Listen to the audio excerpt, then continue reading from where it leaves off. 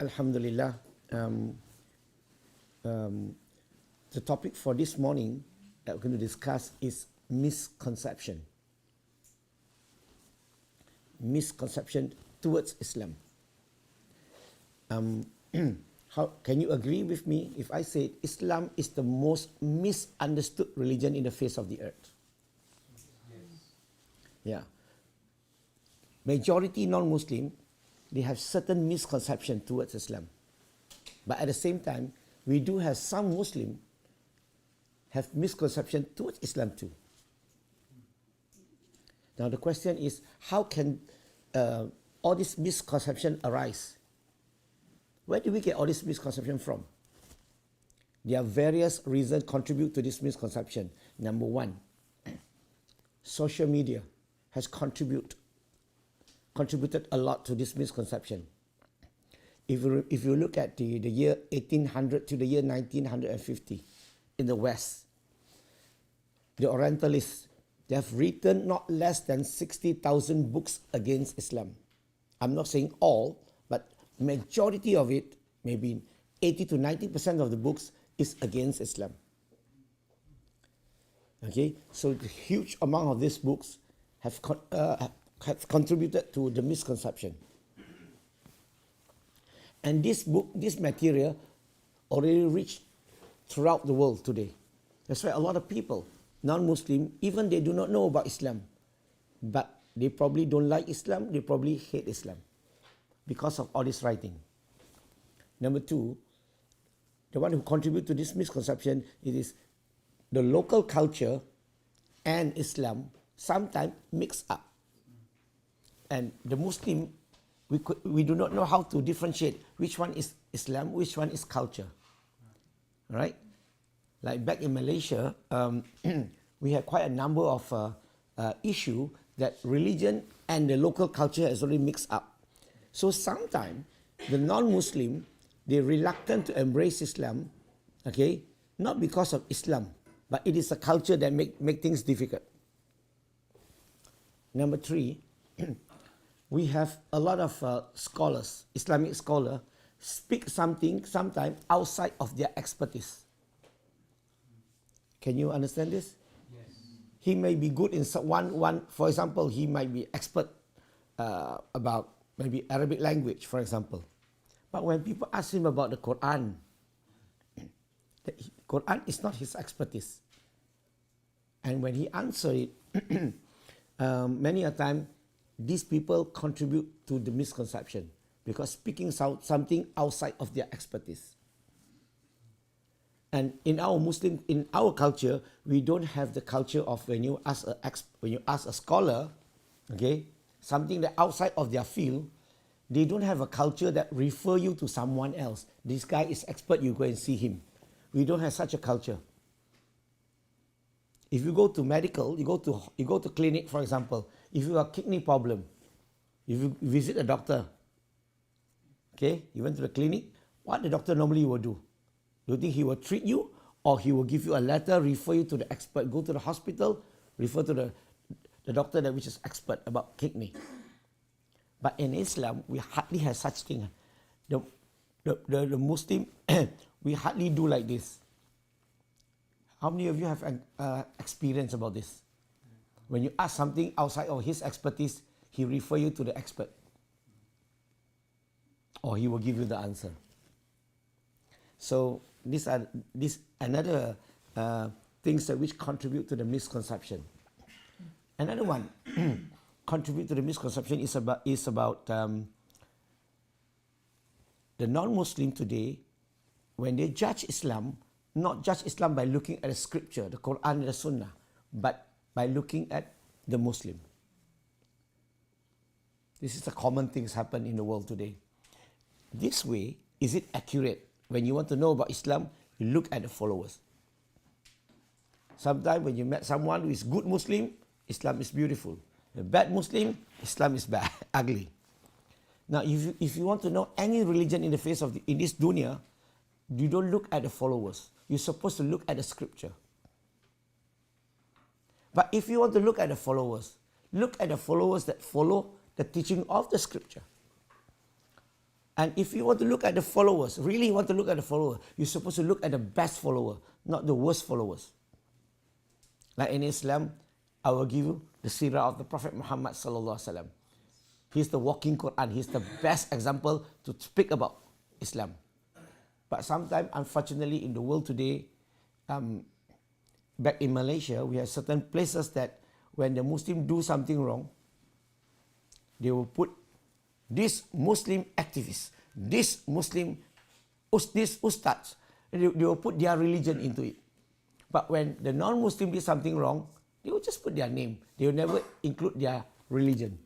But when talk about the Muslim, they will include the religion. But these are the things that happen throughout the world, actually, not only in my country, throughout the world.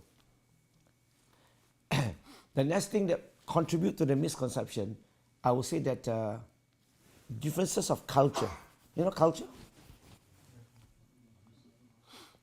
For example, how many of you know in Africa, when the African people speak, okay, I use the word general first.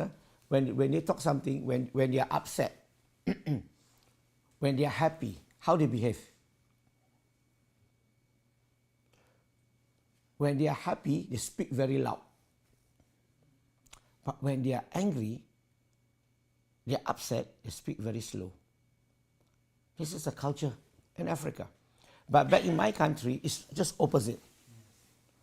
When you are happy, you speak like this, you're happy. But when you are angry, upset, you speak very loud.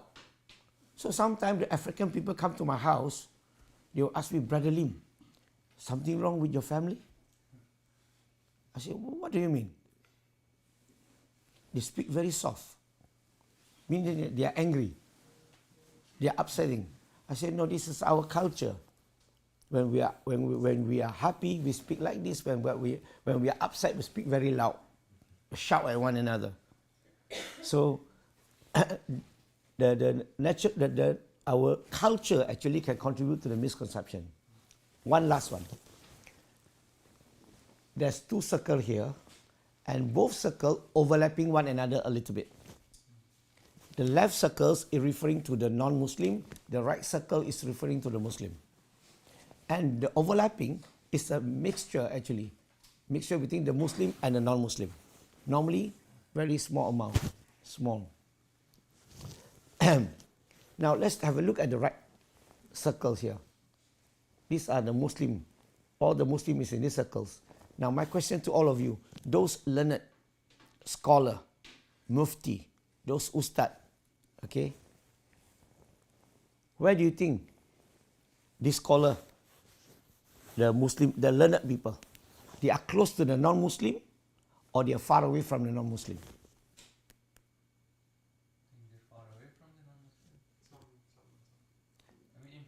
Majority scholar, Muslim scholar, they are close to non-Muslim or far away? Majority is far away. Yeah, majority is far away. Now the problem is now, the non-Muslim here at the left hand side, the circles, if they want to ask something about Islam, do you think that they are easy to reach the scholars, the learned? No, they normally ask a common Muslim, those who are close to them. Now the problem is, those scholars, those learned, they are the most qualified, they have the most knowledge about Islam to explain to the non-Muslim. But unfortunately, they are too far away from the non-Muslim. So when they ask the common Muslim reply, actually you're not making the non-Muslim convinced about Islam. Sometimes you make them even more confused about Islam. So these are some of the reasons which contribute to the misconception. Okay?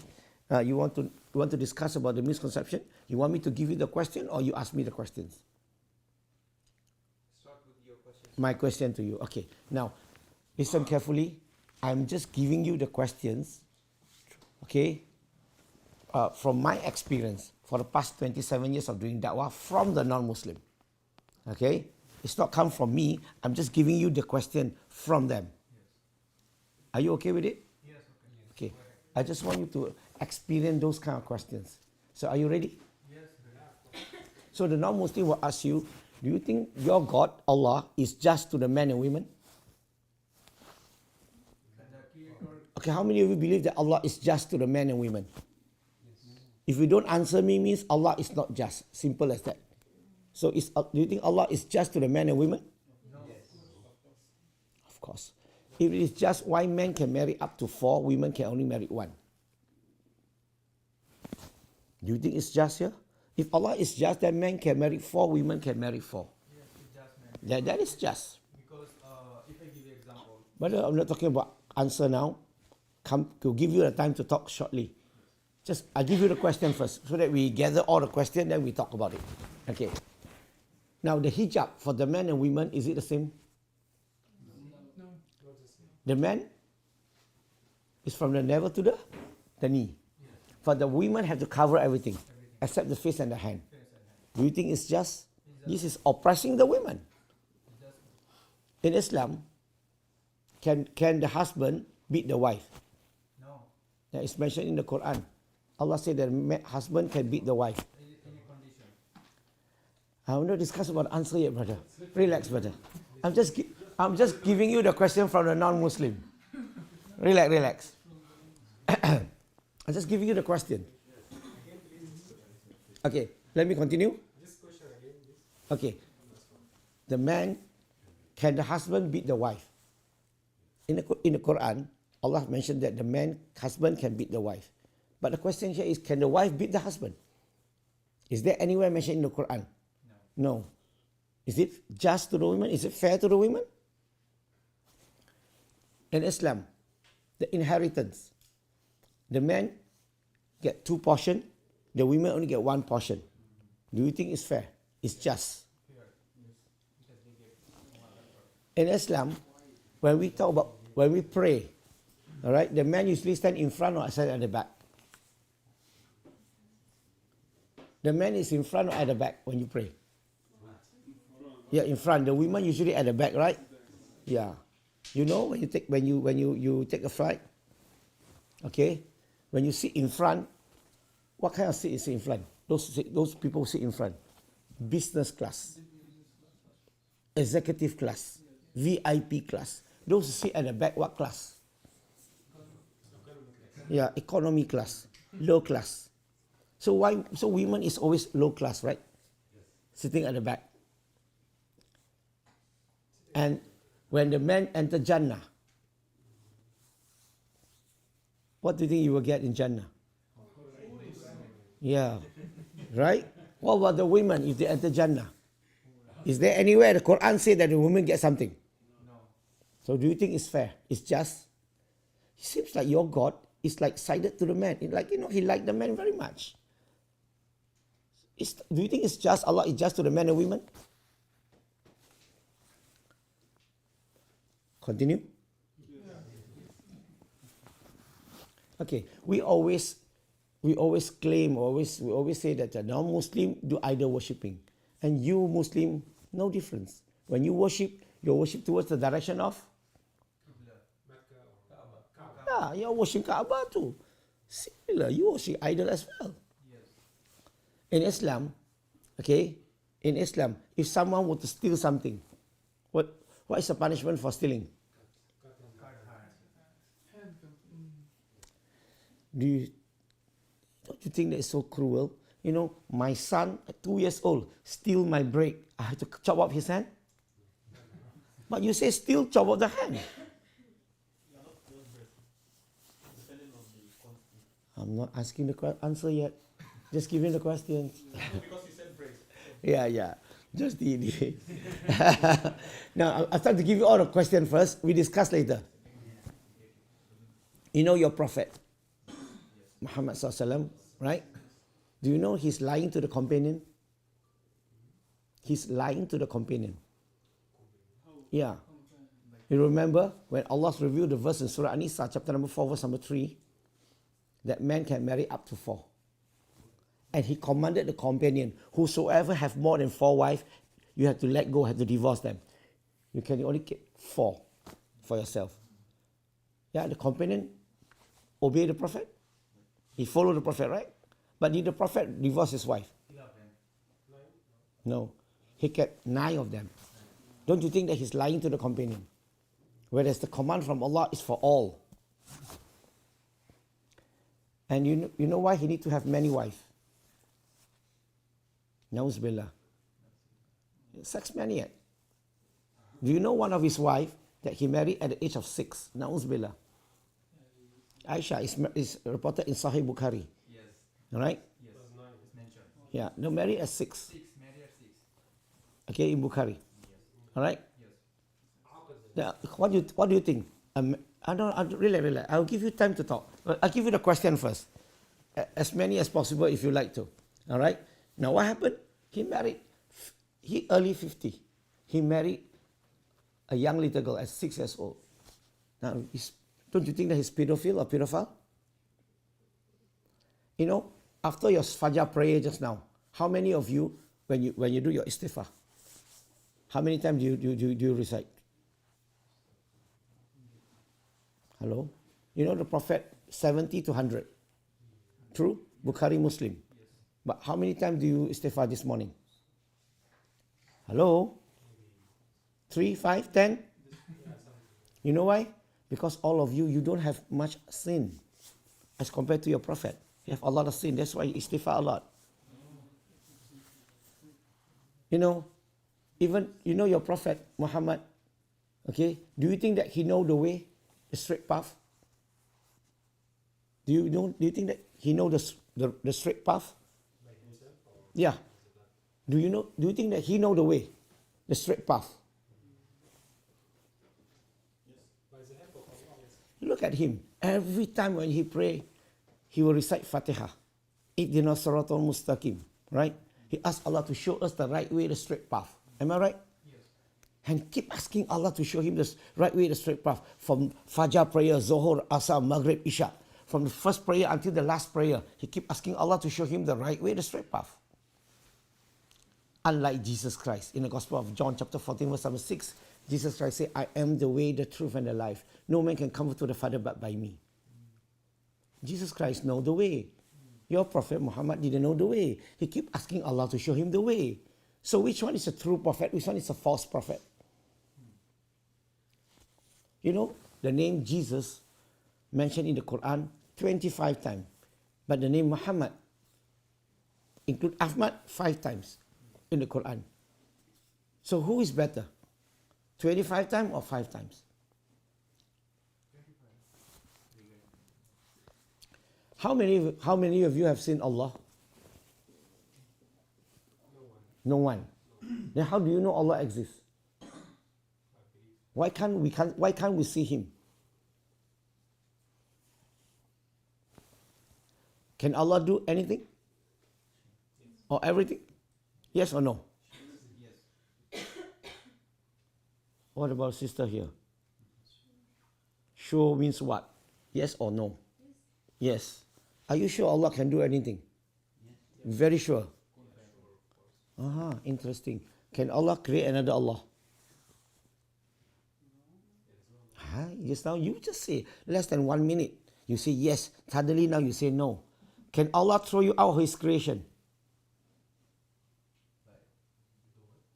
Can Allah throw you out of his creation? You can find somewhere else. You have another God. You have somewhere else that other than place that Allah create. No. So can he throw you out of his creation? No. Just now you tell me everything can. Now you say cannot. In less than 1 minute. So, can Allah do anything? Everything? Yes, everything. Can Allah create a stone that's so huge that it can't even lift it up? Yes. Do you know what you're talking about now? Don't need to answer first because, okay, you want something more spicy?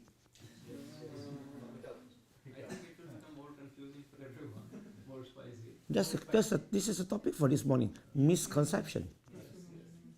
If I don't give you the misconception, that is topic is not misconception. Or you still want me to give question or you want me to discuss about answer now?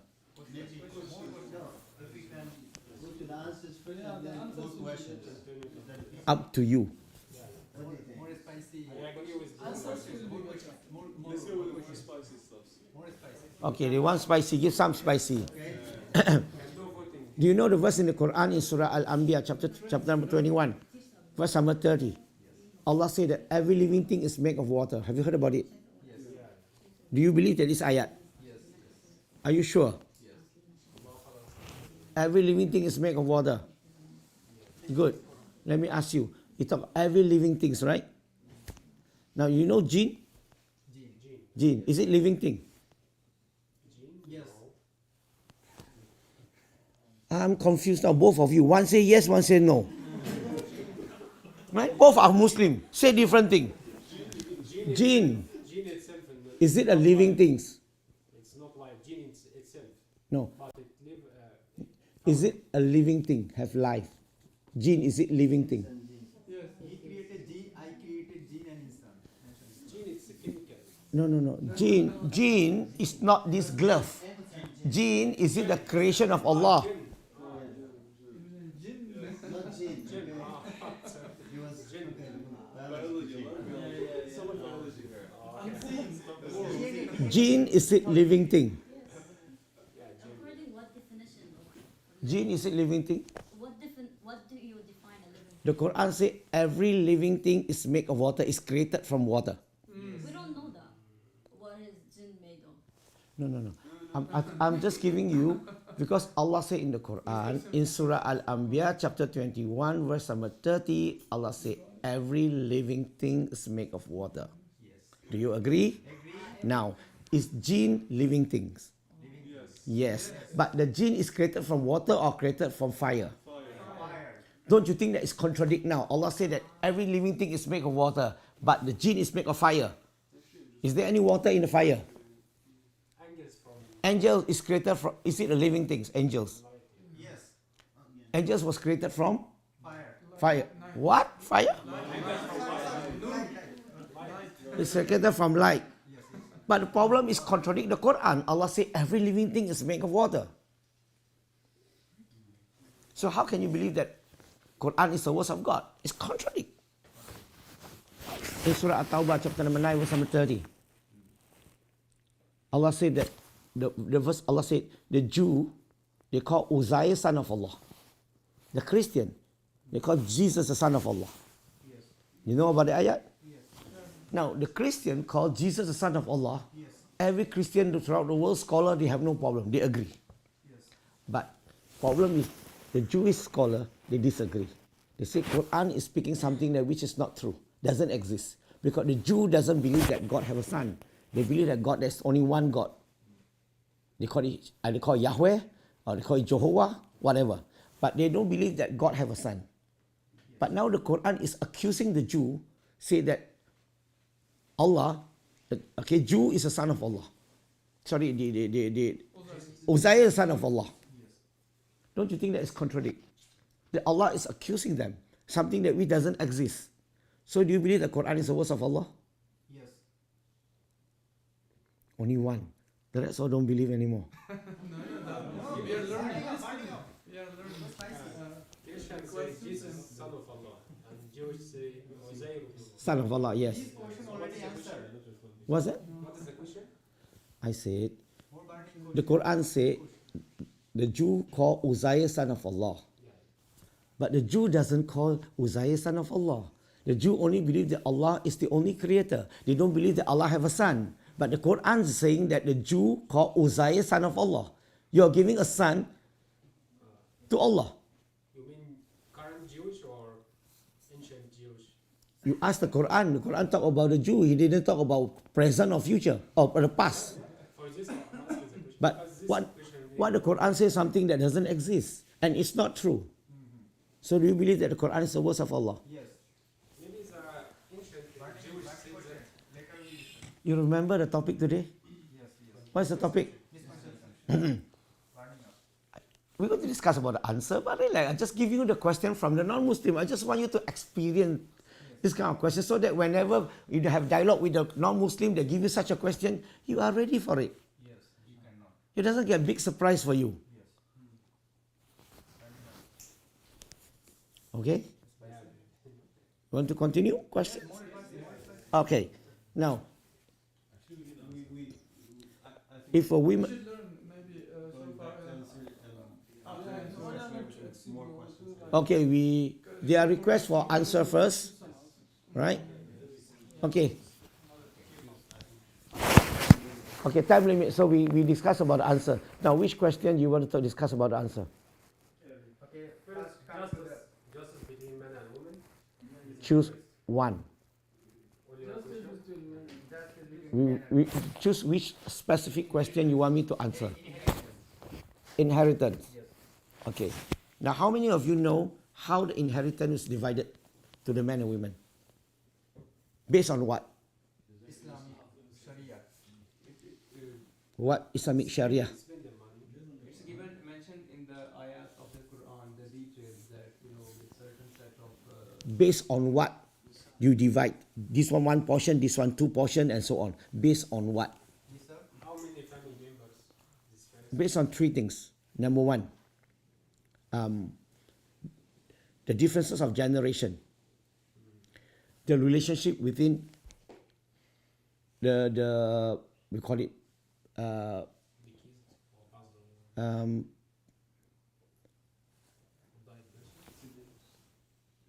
the relationship within the one who let's say the father and the son. Okay, this one first one is generation. Second one is about your blood type, right? The third one is responsibility. Based on these three things, that's how the inheritance was divided. Do you agree that men always get two portion, women get one portion? Yes. In some cases, only one case. Not true. This it's not true. It's not all the time. It's not all situation. Sometimes, for example, let's say, this A and B, husband and wife. Then this husband passed away. All right. Now what happened is that left the wife and two children, one son and one daughter. First, the inheritance will divide is number one. We'll look at the father first. His parents, mother and father still exist. All right. Now, how are they going to divide the inheritance to the mother and father? So mother get how many portion? How many percentage? Number one, you need to look at the three things just now. I give you just now. Based on these three things, first generation, mother and father, same generation. Both of them same parents to the son. Do the father have responsibility towards the family here? After passing away? After the son passed away, do his father, have responsibility towards the family? Yes. No. Yeah, he's right. No, because he have a son.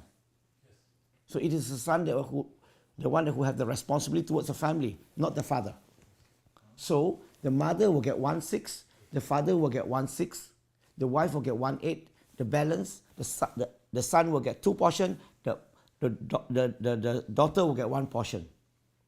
Now why son got 2 portion? Because among two of them, the first two are the same, the third one, the son have responsibility, the daughter don't have responsibility. Therefore he get 2 portion. And this 2 portion for him is for him to provide everything in this family.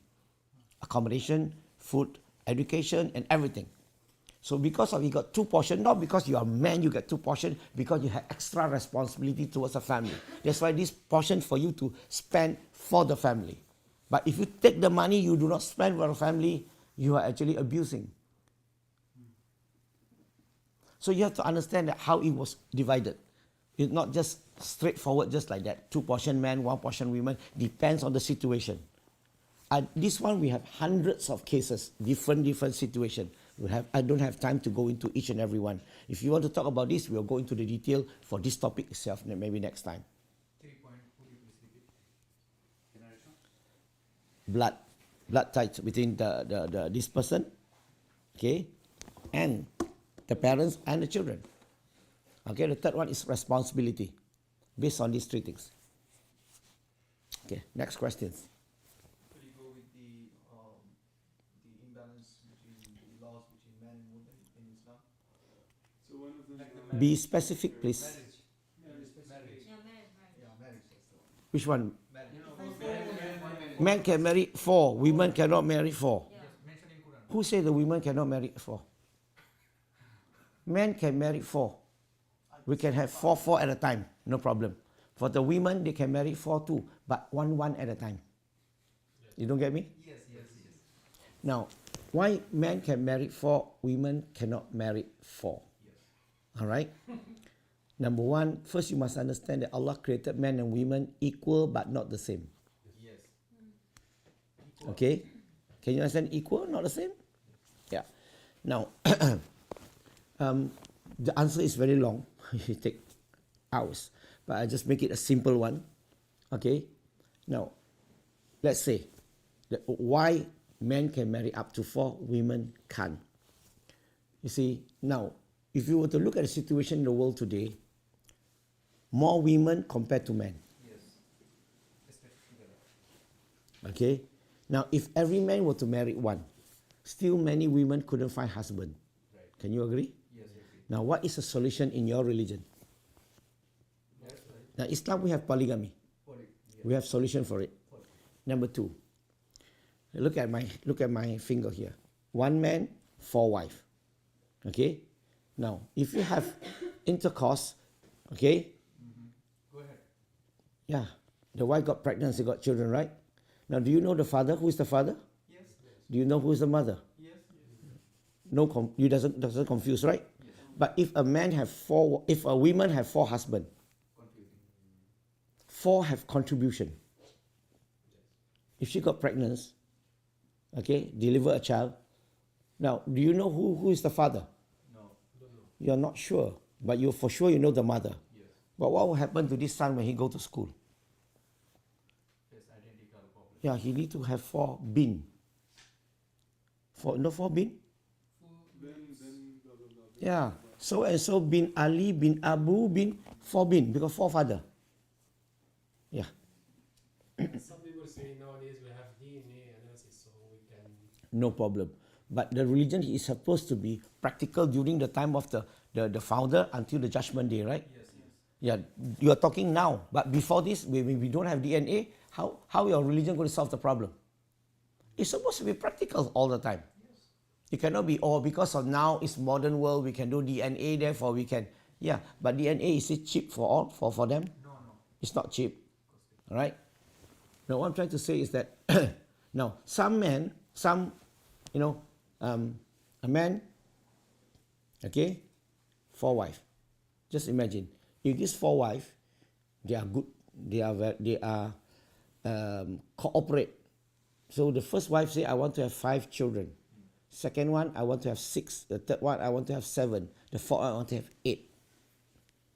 Is there any problem for this man to fulfill their request? No. No problem, because we are just producer. We are not manufacturer. Can you understand my language?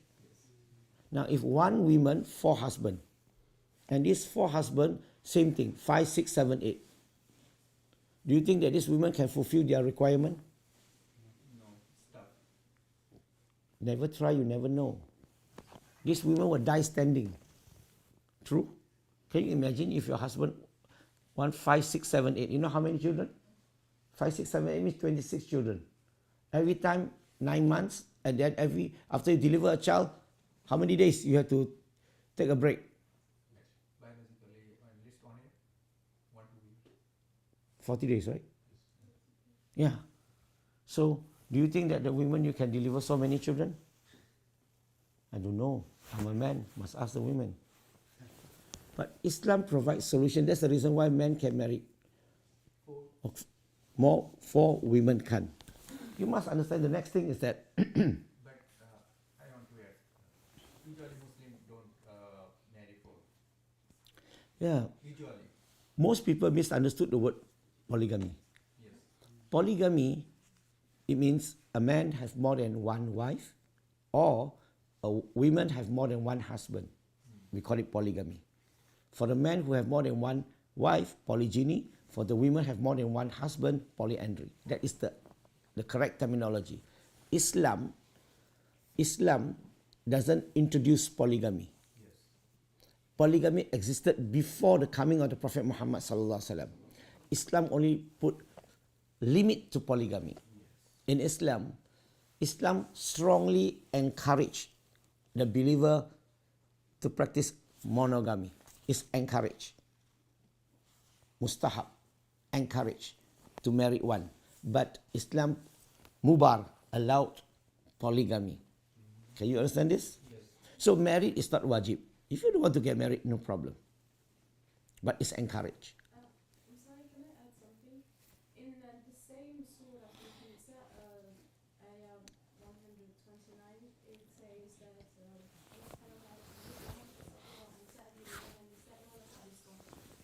like even if you want to marry four women, you should be just.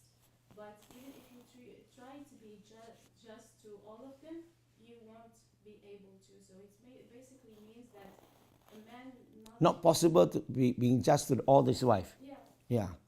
So Okay. it's clearly mentioned that It's clearly. a man can't. You are right, sister. You are absolutely right. Let's have another video. Now, first you must understand the first verse in Surah An-Nisa chapter 4 verse number 3 first. Okay, Allah said, marry the women that you like, 2, 3 or 4. If you fear you cannot be just, then marry only one. Yes. The verse 129 speak about, no matter how you try, you can never be just to your wife. What is the difference between these two ayat? The first ayat is talking about what? Just about what? Equal. For example, like spending the time. Just here is not same. You must have to understand that just is not same. Why I say that? For example, this first wife, she cannot eat prawns, for example. You cannot say that, oh, because I have to be just, because my second wife loves to eat prawns. Therefore, to be just, I have to buy 1 kilo for her, 1 kilo for her. No, just means putting at the right thing at the right place at the right time. This is talk about the just. Like for example, just means if this first wife have 5 children, the second wife no children. The money spent for this family is different. You need more money for this family, less money for this family. So you must know how the just here means equal. I mean, when I talk about equal, not the same. The second one, 129, is talk about the love, the feeling. Okay? Now, definitely, no way, no matter how you try, you can never be the same. Why? The love is to build. It's not stagnant. It's not like I love the first wife 35%. The second wife 60%. It's not like that. The love you build. So the love, even you have children, for example, if you have 3 children, your love towards the eldest, the second, and the youngest are different. No matter how you try, you can never be just to them. We never ask to be just. Allah asks us to build. 129 is for you to build. Let's say your love towards this one less. Build it. Improve it. So you have to understand that the 2 different love you're talking about, 2 different things you're talking about, 2 different contexts. Okay? Wait. The sister not finished yet. You have to continue. So for the first argument, like you said, like males are more than women. I don't think we can use this argument anymore. No. Because like statistically, they are saying now women are more than men.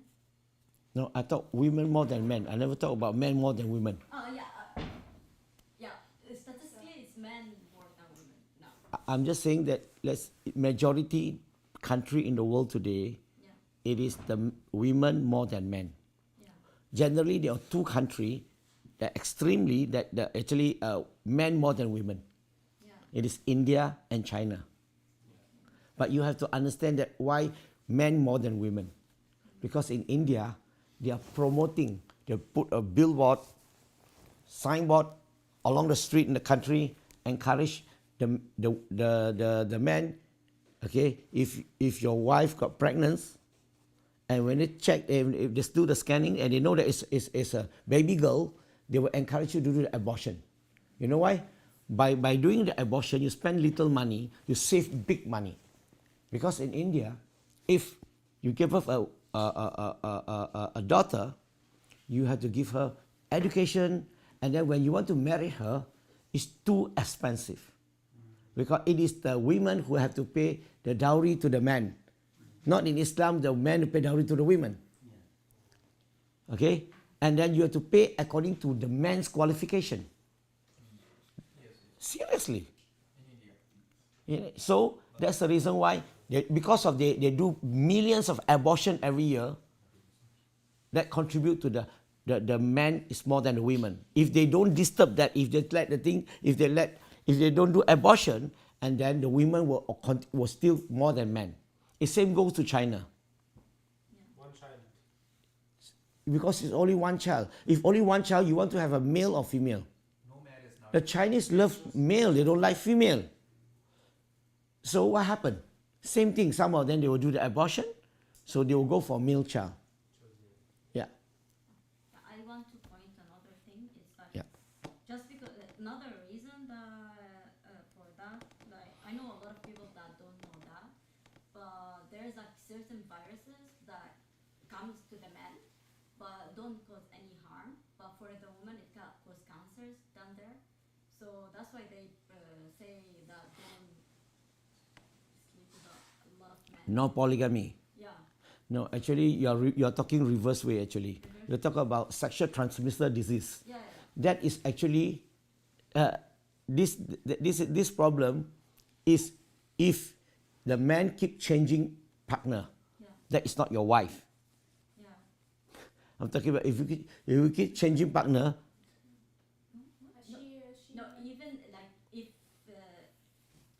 I don't know how to explain it, but like it's a newly known disease, so it comes to the man, but it doesn't cause any harm for the man. But for women, it cause cancers, and now there's like a certain vaccine for that, but it's so expensive. yeah. So that's why it's another reason that they.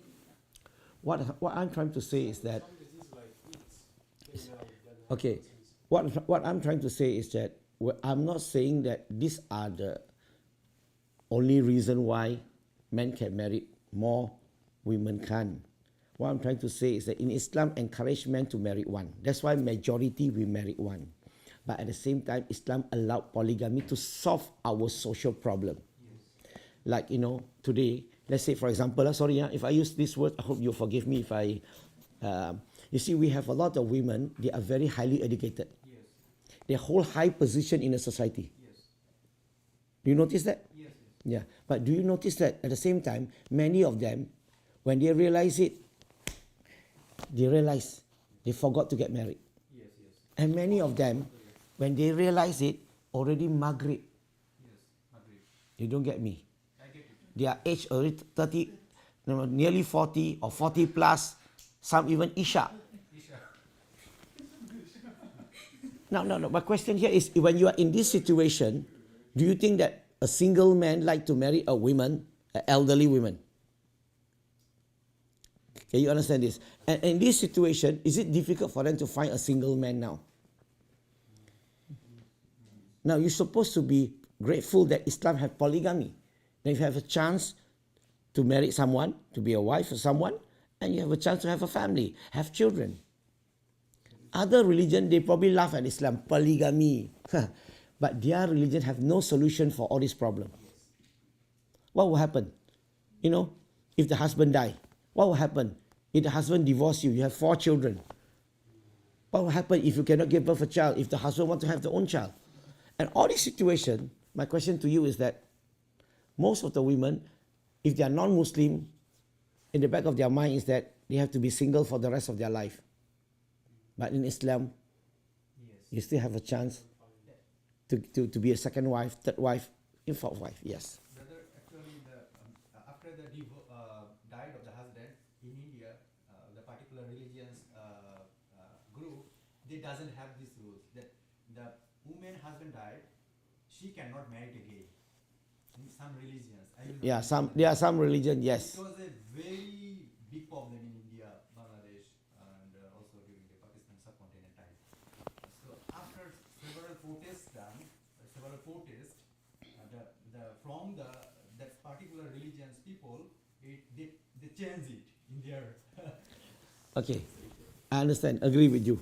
There are certain group of religious group of people. Yes. They have such a belief. Okay, put that one side now. Let me do a conclusion. We don't need to discuss the detail. Just to answer some of the common questions to the non-Muslim. I'm not trying to convince you to the non-Muslim actually.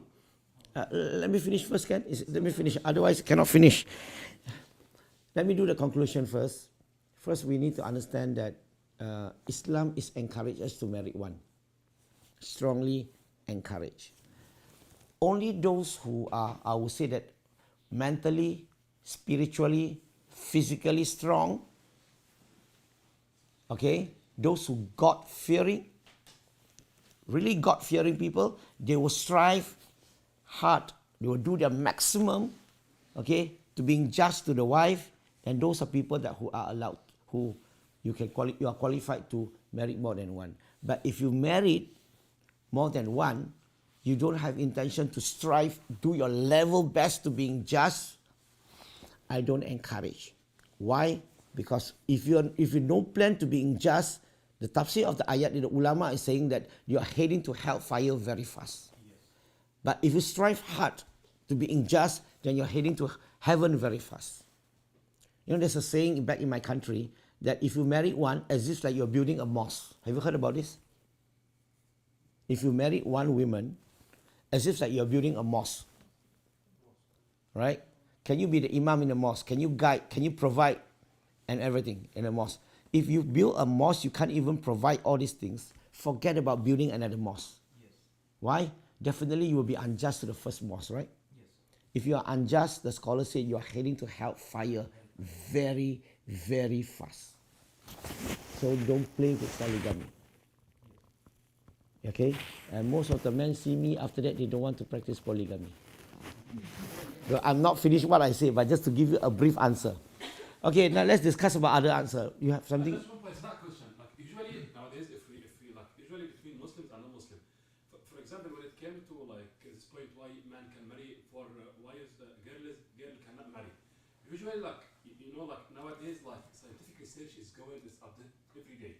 So sometimes whenever like some people find a theory or find like some special gene, which like for some point like looks like kinda a good reasoning for our Islamic roots, just say like you see, like scientific just find this point. Scientific that said like if like a woman just like speak with more than one man, she got cancer, she got that's why Islam is this. But usually like I listen to scholars who say like it's very good to say this. For example, like scientific science updates every day. So for example, if after 10 years someone just proved like this one was wrong, this one is not the perfect, people will directly after like fitting into Islam will say Islam is wrong. Like I say like we do some of course of the like rules in Islam, like some of them have reasons. Some reasons we know, some reasons we don't know. Yes. But the main point of Islam to obey rules, to surrender to Allah subhanahu wa ta'ala. We do not understand everything. We don't need to find reasons for everything. Because for example this reason, like for example if we like get it like the explanation from science, after some time it can be updated, maybe like it's wrong, maybe like it's Okay. I agree with you, brother. What I'm trying to say is that I'm giving you some of the reason why men can marry more than one, that women can't. I agree with you that when you use scientific approach, because science is always changing, evolution, all right? But it's better to use something that which is, I would say that is standard. Like for example, for a man to take care of few wives, it's easier for a wife to take care of few men. Am I right? It doesn't change. All right? Okay? Now, I think we don't want to go too far. Yeah, I know I'll tell the sister, but actually I want to give something to the sister here. Do you agree that majority women support polygamy? What? Support polygamy. No, Against or support? they don't support. I don't think they. If I can prove to you majority women support polygamy, what do you think? I won't believe it. You won't believe it. If I can prove it to you, Yeah, probably. prove it to you. One man, Yeah. 4 wives, right? Yeah. Normally, which wife cannot accept polygamy? first one. The first one. You're very good. You memorize it. Right? Usually the second, third, fourth, do you think that they can accept polygamy? Yes. So 4 wives, 3 support polygamy. So 3/4 women support polygamy. So majority. 75%. No, just a joke. Okay, continue. Next question. Next question. You mentioned about question Allah can do everything.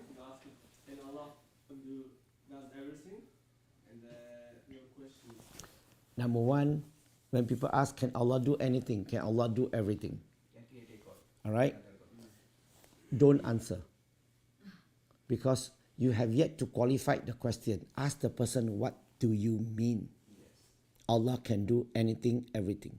You must understand his definition first. You don't just say, yes, yes, because I'm a Muslim, yes. Just now, no, ask him, what do you mean? It's just like, for example, you know the Quran, Holy Quran? Very good question. You know Holy Quran? Besides Allah speak in the Quran, who else speaking in the Quran? Who else? Give me some names. Who else speak in the Quran? Name? Yeah. Jewish. Well, the Jewish, prophet. What else? When it comes like to a story, like different. Yeah. All Anbiya. Yeah. Hello. From very beginning. Hello. The whole Quran is only Allah is the one that speak. Nobody else speak. My question is not a question, but you try to answer. What happened? So you need to qualify the question first before you answer. If you say that can Allah do anything, everything? Yes. Now I ask you, can Allah create another Allah? No. Can Allah throw you out of His creation? No. Can Allah do evil things? No. You don't understand the question. Now you're in trouble. Yes. Can you understand this? So you need to qualify the question, what do you mean? Can Allah do anything or everything? True? Just trying to avoid this Yeah. question means Some question cannot be asked. How to say, how to ask, can Allah create another Allah? This is not question, this is like crazy question. What do you mean? Because Allah, You say Allah can do anything. Anything means what? but what is the definition of Allah? Allah cannot be created. That's the reason. That's the reason why I tell you, when people ask, can Allah do anything? You say yes. So you are the one who say yes. I didn't say yes. But if you say yes, I ask, can Allah create another Allah? No, you say no. Just now you can say, He can do anything, He can do everything. You see in the Quran, in Surah Fatih, chapter 35, verse number 1, in Surah Al-Baqarah, chapter number 2, verse 106, Allah said that Allah has power over all things. In Surah Al-Buruj, chapter 85, verse number 16, Allah is a doer of all He intends. Whatever thing Allah wants to do, Allah can do. But in Islam, Allah only do godly thing. According to His attribute. He don't do ungodly thing. But you, because the question are given to you by the non-Muslim, okay, you too fast to answer. You never qualified the question before you answer. How can Allah create another Allah? Why Allah cannot create another Allah? Why no? Why is it impossible? Because He Himself is uncreated. How can He create an uncreated? The moment He create another Allah, this created Allah. This is not. It's not the same like an uncreated Allah. So He cannot create an uncreated. And Allah cannot throw you out of His creation because everything is this world, in this dunya, in this universe, everything created by Allah subhanahu wa ta'ala. There's no place for you other than the place that Allah created. So how can Allah throw you out of His creation? Allah will not do evil things. Why? That as I said earlier, that contradict His attribute because He only do godly things, He don't do ungodly things, He don't do evil things. So we cannot say Allah can do anything. Do you know where do you get this from? Allah can do everything, anything. It's come from Christianity. Because God can become a man. When you say, how can God become a man? God can do anything. This is what they say. This the argument are used by the Christian. God can do anything, can do everything. Okay? So, I remember I have a dialogue with 3 American Christians, missionary.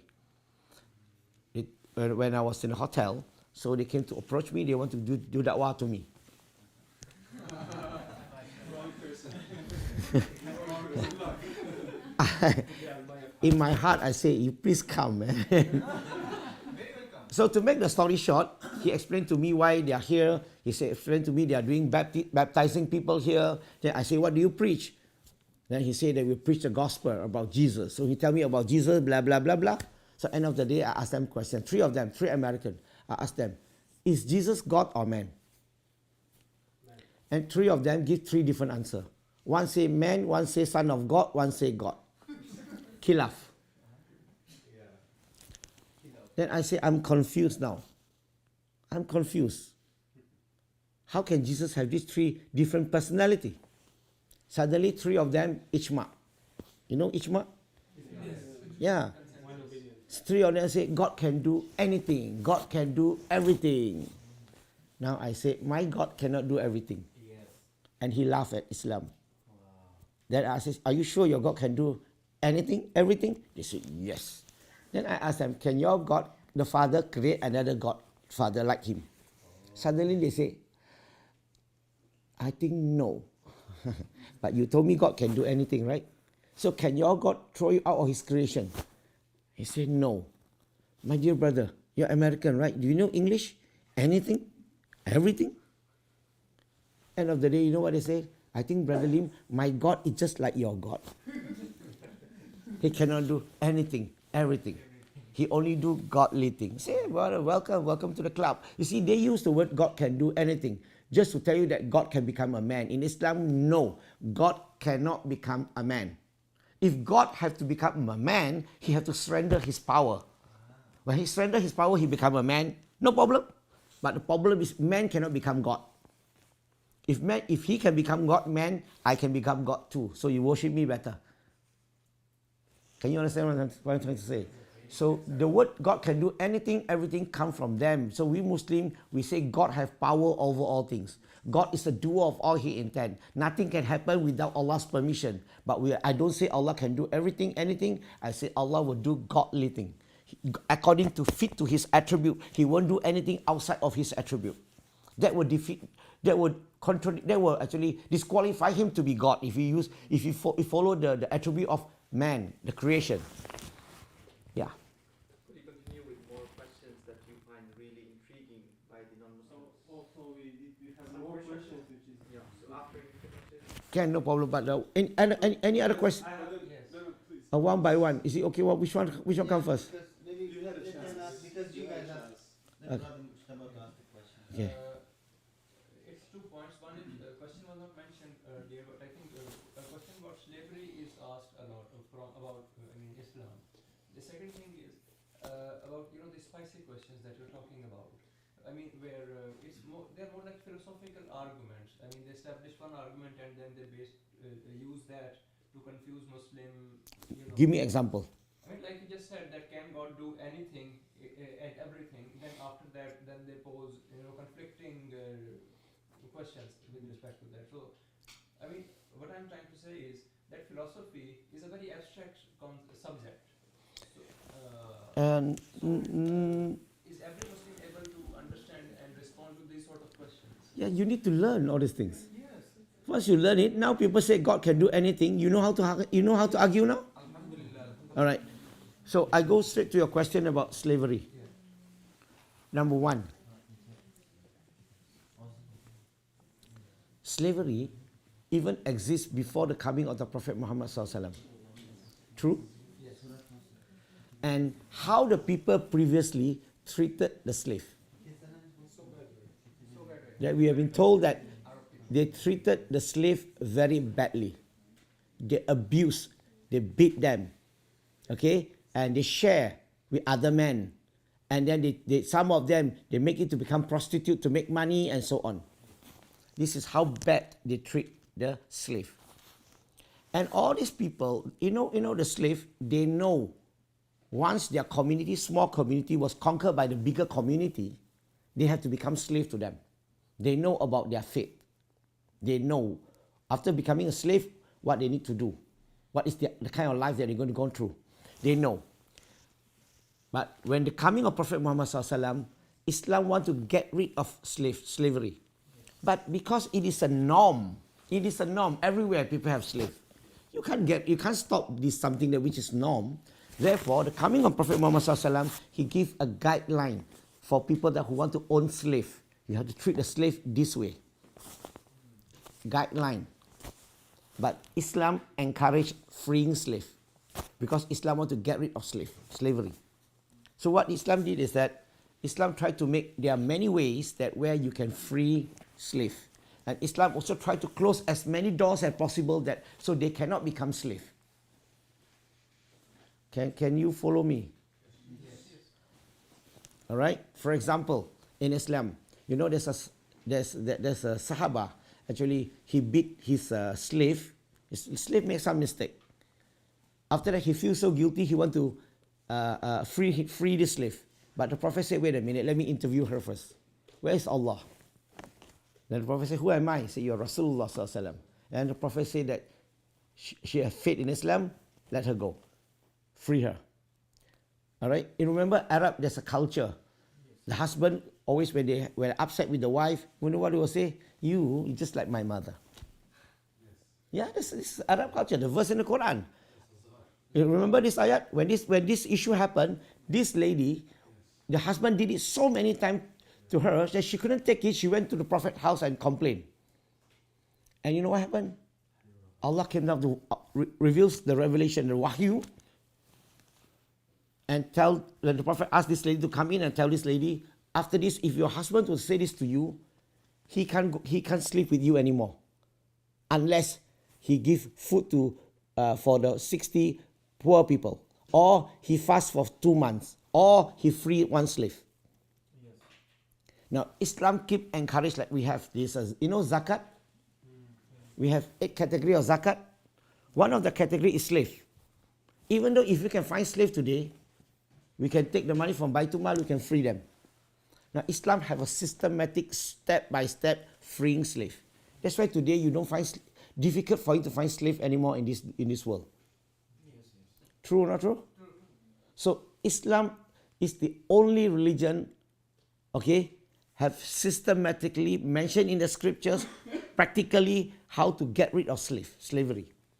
Whereas before Islam, you have all the big religions, great religions.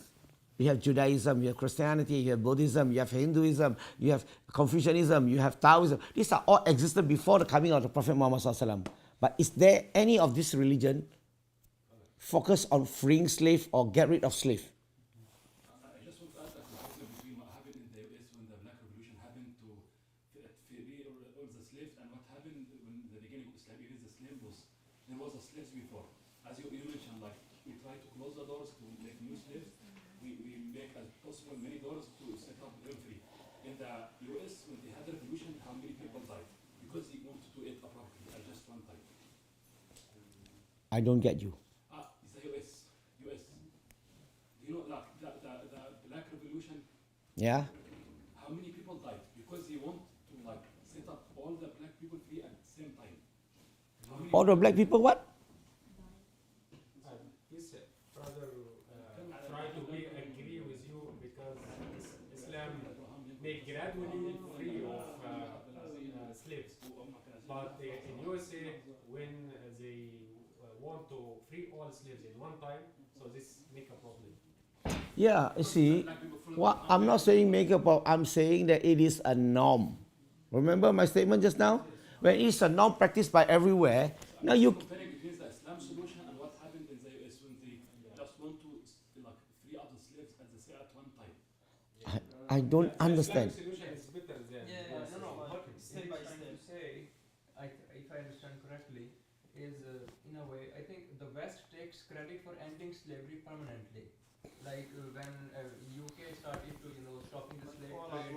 Yeah, in 1865, US fought a civil war over the issue of slavery and so on. Islam promoted this freeing slave 1,400 years ago.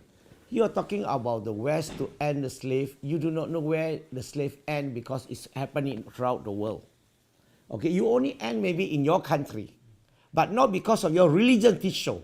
It is the country do that, not the religion. I'm talking about religion just now. Islam promote freeing slave. Islam has systematic way of freeing slave.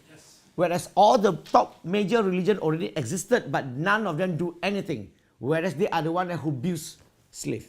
Where Islam promote freeing slave. You know Imam Hassan Basri. You know he give khutbah, Friday prayer, so Friday sermon. All right, and there are a lot of. You see, in Islam, the slave have the rights to practice Islam, to pray, to fast.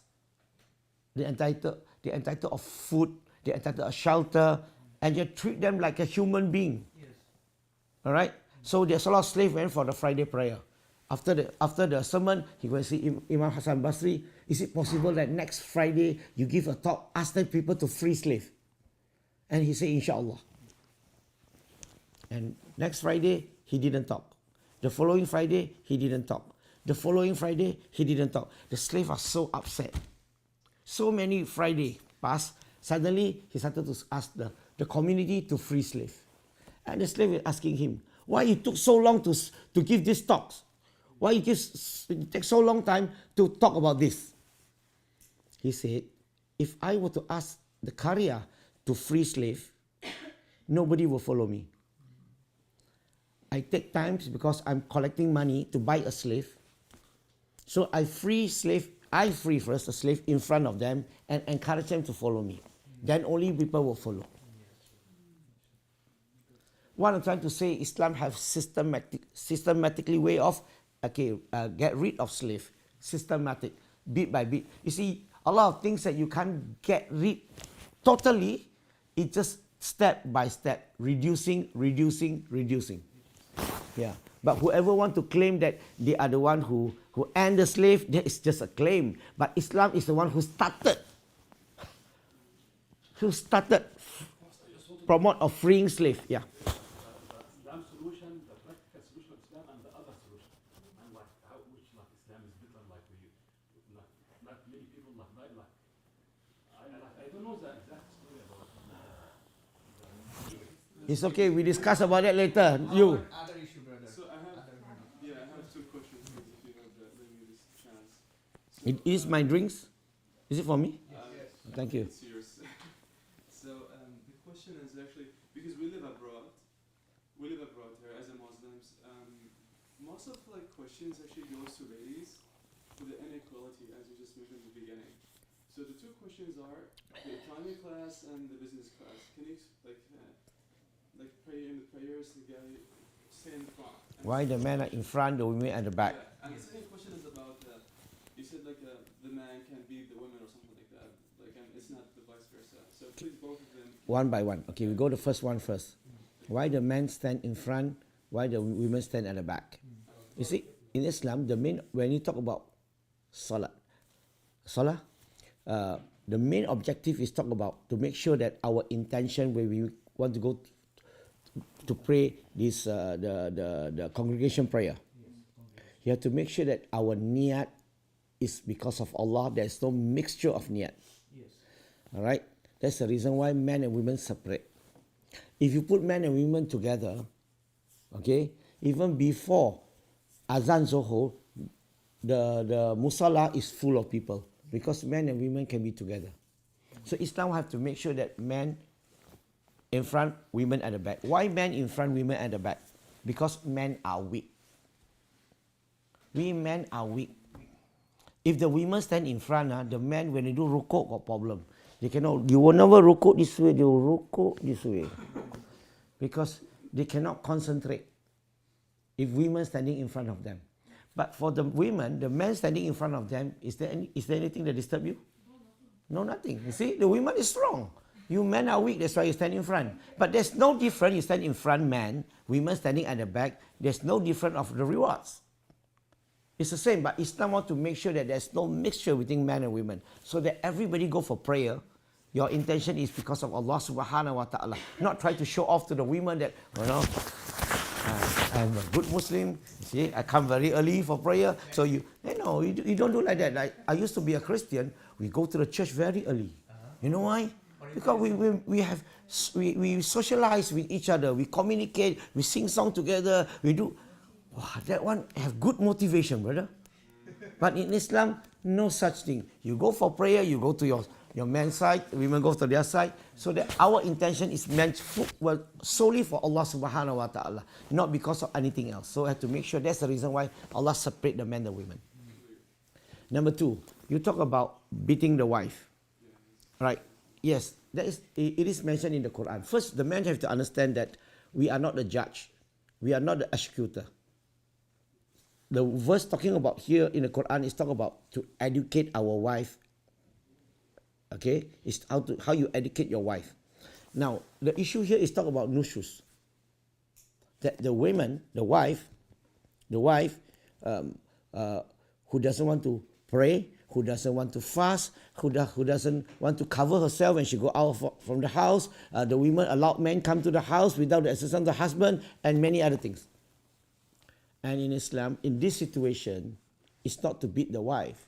The first thing is the husband have to be a practicing Muslim first, and always encourage the wife. Talk to the wife nicely and give her some time to change. And if it doesn't change, separate. Don't sleep together with her. Okay? We sleep on the bed, right? Let her sleep underground. No. Sit separately only. All right? Number 3. If it doesn't change, what do? We can actually involve their parents to advise the daughter. We can even call for Qadi to give counseling.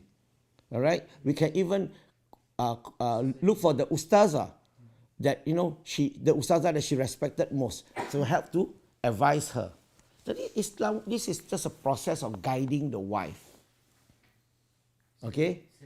And the Quran talk about beating here is that it's educate. It's not to it's not to hurt her. Like for example, it's not when you beat someone, there's no mark here. Yes. That's why the Prophet said in the hadith, the good husband are the husband that will not beat the wife. Yes. So if you are a gentleman, don't beat the wife. If you want to beat, go MMA. Okay? Why it's not otherwise around? What is that? Why it's not otherwise around? Like when the husband do mistakes, like the wife doesn't, Okay. So that's And also beating, at last moment beating. That's why I say earlier that when this verse is talk about nushus, it's talk about the context about the women, about the wife. Now, husband also can do this. similarly, the wife can advise the husband. Yes. The wife can correct the husband. Yes. Okay? And the wife can report to the Qadi when if the wife want to advise the husband, he doesn't want to listen. And the most important thing is whatever they do is they want to save the marriage. The main objective is not to beat, to hurt, okay? It's to save the marriage, to make sure that we all practice Islam. We all learn about Islam, advise one another. That's why in Surah Al-Baqarah, chapter number 2, verse 187, you say that this is our country's translation.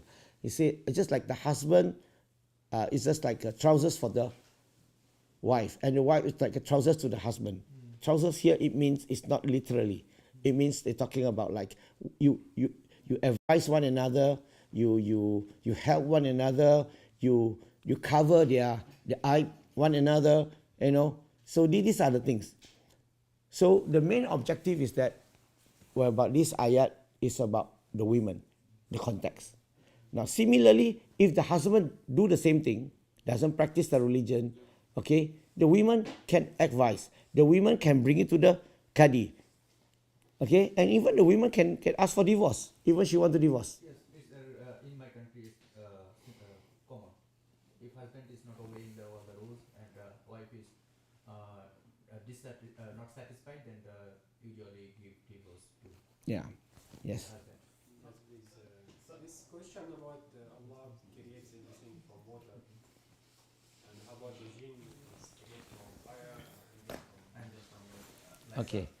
So actually, sorry, before going there, I think still you did not answer the question of why, in terms of beating, why not the other way around? Because the other steps are mentioned for women, like why the other way around? Why not the other way around? In terms of I told you the context of that ayat is to talk about nushus, it's talk about the wife.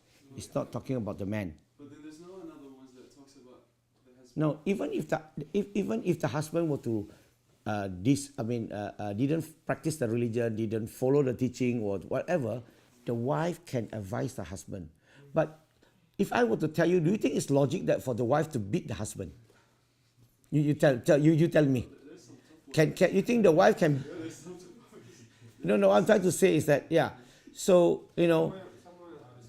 that the wife can bring that. That's the reason why.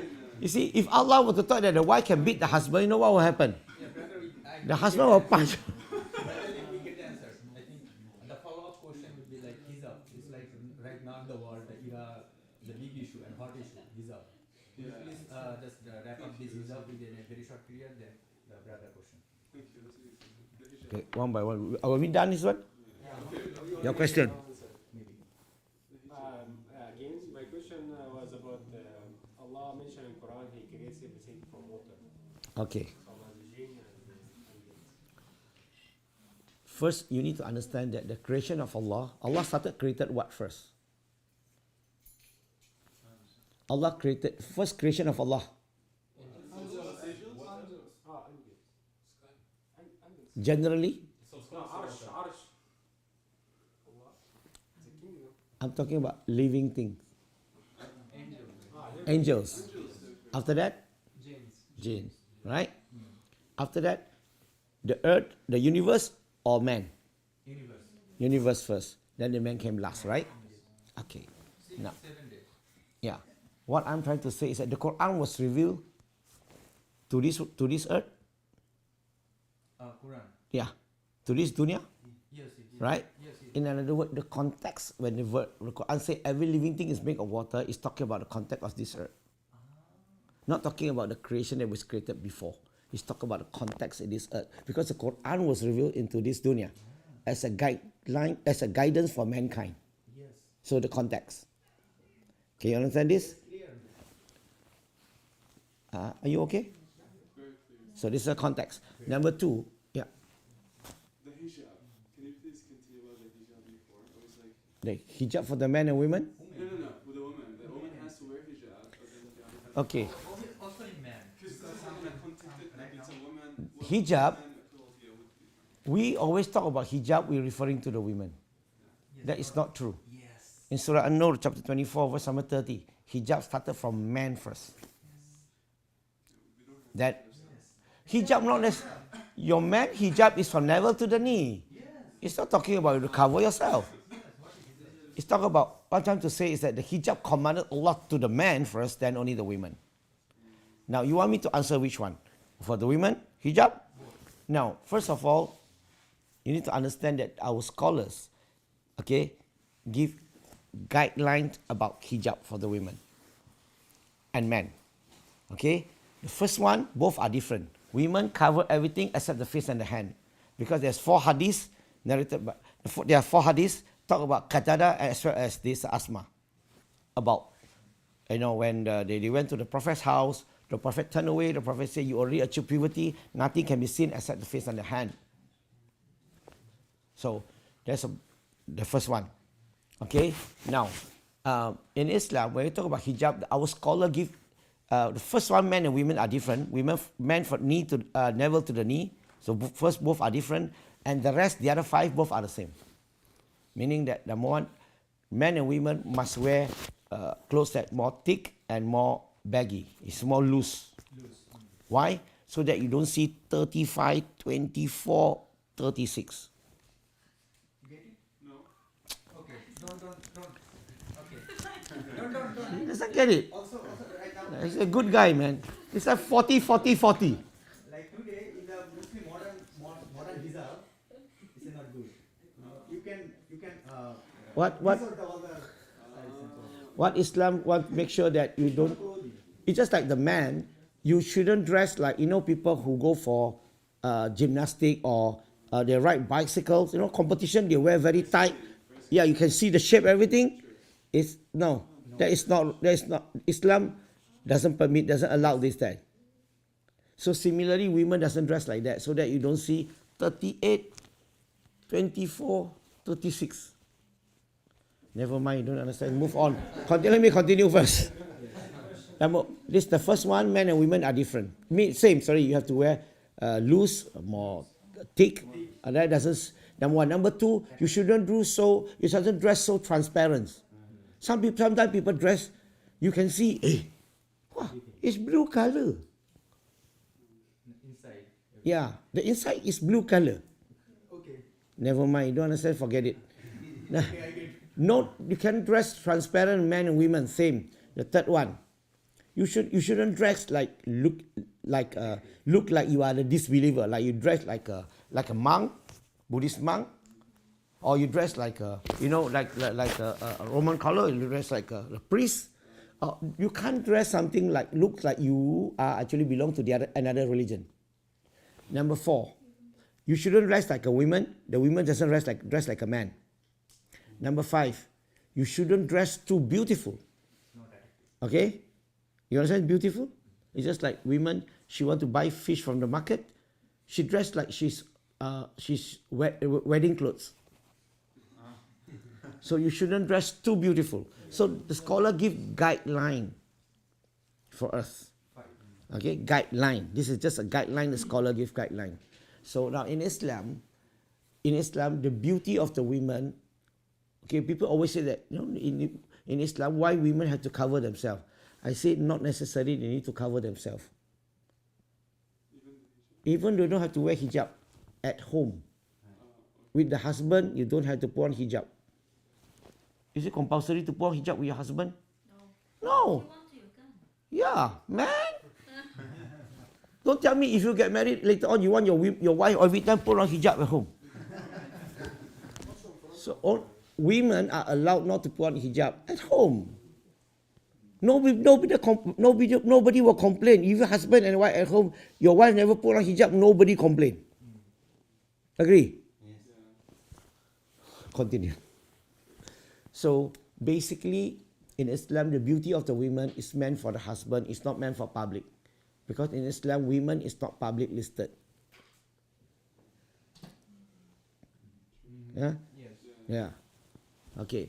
So in short, the conclusion, I mean, it's a huge explanation about the punishment. I don't want to go into that, but just to let you know that in Islam, the dress code for the women is to cover everything except the face and the hand. I don't want to go into the khilaf opinion. No discuss about it. That one we will look for trouble if we discuss about the khilaf, because you will hold on to different view. I give you different view.